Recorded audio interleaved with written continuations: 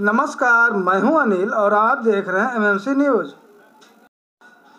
गाजीपुर के करंडा ब्लॉक के दीनापुर ग्राम में भारतीय जनता पार्टी की एक कार्यकर्ता बैठक संपन्न हुआ, जिसके मुख्य अतिथि रेल व संचार राज्य मंत्री मनोज सिन्हा रहे। इस बैठक में जहां मनोज सिन्हा ने कार्यकर्ताओं को 2019 चुनाव को देखते हुए तैयार होने के गुरु मंत्र दिए, वहीं बैठक के बाद बिहार के हाजीपुर मंडल में हुए रेल हादसे और पश्चिम बंगाल में मुख्यमंत्री योगी आदित्यनाथ का हेलीकॉप्टर नहीं उतारे देने के साथ ही बजट को लेकर क्या कहा, आइए सुनते हैं। कमिश्नर रेलवे सेफ्टी को जांच के आदेश दे दिए गए हैं।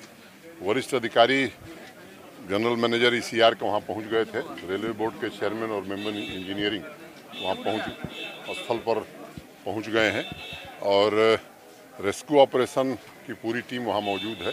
पहली प्राथमिकता हमारी ये थी कि जो लोग जा रहे थे उनको दिल्ली पहुंचाया जाए, जो घायल हैं उनको बेहतर से बेहतर इलाज मिल सके और पूरा खर्च रेलवे वहन कर रही है।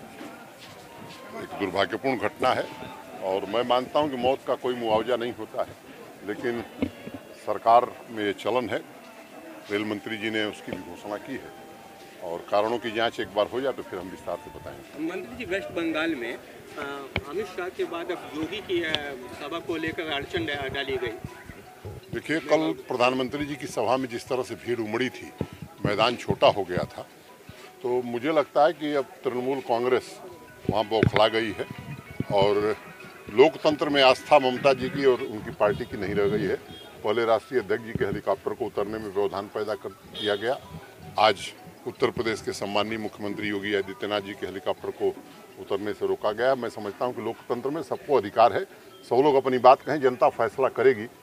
मैं समझता हूं कि यही उचित होगा। महागठबंधन के बाद आप जगह जगह कार्यकर्ता सम्मेलनों में जा रहे हैं, क्या लगता है अगली ये महागठबंधन के कारण हम नहीं जा रहे हैं। ये पार्टी ने पहले से फैसला किया था कि मंडल स्तर पर बूथ के कार्यकर्ताओं से हम बातचीत करेंगे। उस क्रम में हमने ये आज 18वां मंडल का कार्यक्रम अपना समाप्त किया है और मैं मानता हूं कि यह चुनाव जो है वो नेता का चुनाव है, पार्टी का चुनाव नहीं है।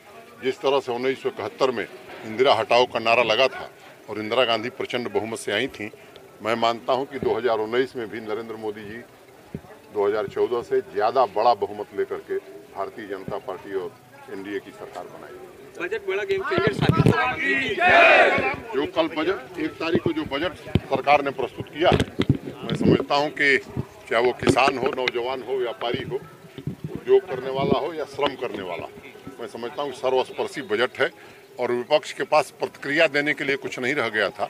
2 घंटे बाद विपक्ष के नेताओं ने खोज करके कुछ कहा जाए, कुछ कहने के लिए कह रहे हैं। किसी के पास अब कहने के लिए कुछ रह नहीं गया है और मैं मानता हूं कि एक सर्जिकल स्ट्राइक पाकिस्तान में हुई थी और ये बजट की सर्जिकल स्ट्राइक ऐसी हो गई है कि विपक्ष 10-20 साल तक जमीन के अंदर रहे।